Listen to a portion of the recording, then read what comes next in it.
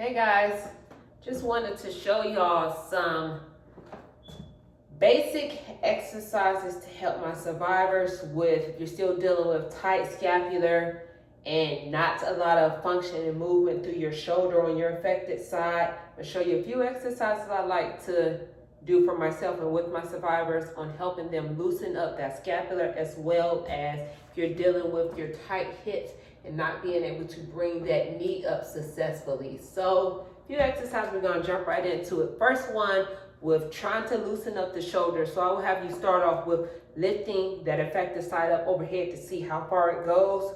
And say if it only goes to here, you'll take your non-affected side and you'll help to extend it the rest of the way. I'll actually sit down here so you can see how it looks as I'm taking overhead. So you'll take it up and you pull it up the rest of the way to assist it. So even at this point, you may be feeling tightness in here and it may not be as easy to drive this through, but what we're gonna do, we're just gonna work through that over time. And we're gonna continue to take it up and you're gonna bring it back down, loosening up. So over time, what we're doing is, and I'm gonna have you do this repetition, I would say 10 to 15 times. And after we hit the number 10, for the last 5, I'm gonna have you hold it up here for about 10 seconds overhead. 10, 9, 8, 7, 6. And again, your shoulder may not be moving as fluidly, so it may take you a little longer to pull that up and to hold that overhead, but hold it in 10 seconds. Relax it, and if you need to take longer breaks in between to relax that shoulder, do so. Listen to your body. And we're taking that overhead. So again, we're doing this 10 to 15 times, and always you want to start with taking it up on your own before assisting it as far as you can go, because we're training the brain to remember we want to take this arm over the head. So you're taking it up to as far as you go, and the rest of the way you assist it by pushing it up as this way or pulling it on your own. And if you have somebody at the household with you that can help you assist with pulling up, but not always everyone has somebody, so this is showing you how to do it on your own.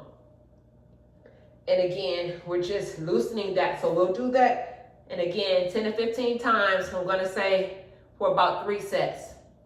I'm gonna stand up for our next one and just going right into the legs. So I wanna keep this as a quick, short video for you. You're still dealing with the tight hips. Say for instance, when you go to do your natural walk, a lot of survivors have the hip where they're driving up, and that's because they don't have that flexion in the knee and your adductors are very tight. So one of my favorite routines, and this one will take you to have assistance with somebody helping you based on what your balance is, or putting a chair up against the wall, or having something. If you had the accessibility to hold on to something in front to help you with your balance, this will work. So I have the chair placed against the wall, and I'm gonna hold on here. So your affected side, we're gonna say the affected side is the left. As you go to bring this up, your knee may not naturally bend as such. So most of us, when they're survivors, when you try to bring that up because the knee doesn't bend fluidly, you end up doing one of these rotations to throw the hip up there because of the tight adductors. And I'm gonna face this forward just so you can see how most of us throw the hip up as such, like this, to get it up there. When you see your non-affected side, fluidly just drives up and down. So what we want to work on is to get that same motion with this side up and down.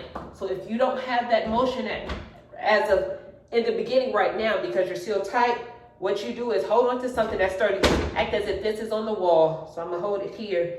And if this is your motion as driving up, have someone assist you with bringing that knee up onto the chair properly. And as you got it on the chair, now I'm gonna turn sideways because I want to show you all angles.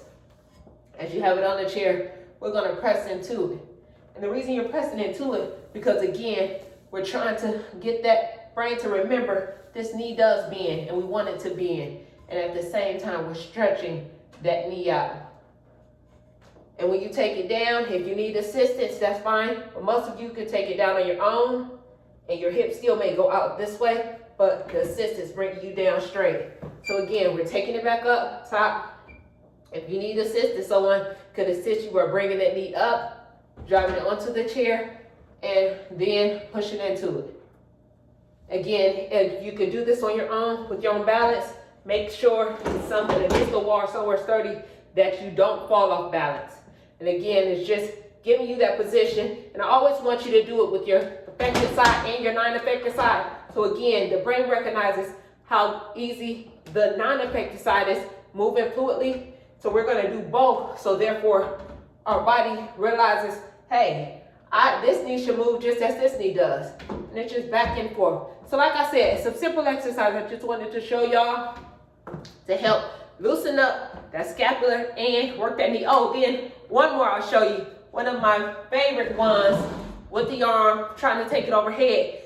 See how far you can go with taking your arms up in front as such, and if your arms does not reach there, one that I like to help you with it, it's going to be a swing. So you get ready to swing the arm, and your non-affected side, you throw it up underneath the affected side.